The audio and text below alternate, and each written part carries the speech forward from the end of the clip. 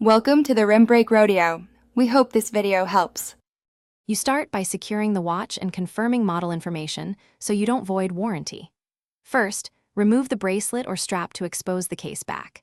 Use the correct case opener and steady pressure to avoid scratching. Once the back comes off, blow out dust and check for obvious corrosion or displaced parts.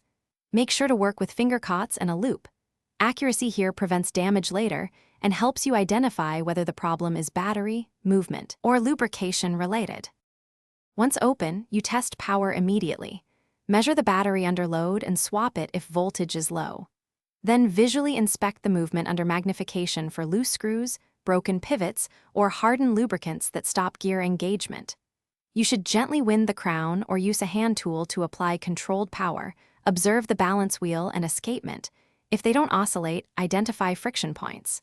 Take photos as you proceed. They help you reassemble correctly and track any displaced parts or missing springs. You reassemble by first cleaning contact points and replacing the battery or re-oiling pivot points with minimal lubricant.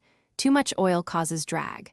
Carefully seat the dial and hands, reattach the case back with proper torque, and pressure test if water resistance matters. Once sealed, monitor timing over 24 hours and adjust regulation as needed. If the balance won't run or the electronic coil shows open circuit, stop and consult a certified Rolex technician or consider a movement replacement to avoid irreversible damage. Thanks for watching. Consider subscribing if we helped you.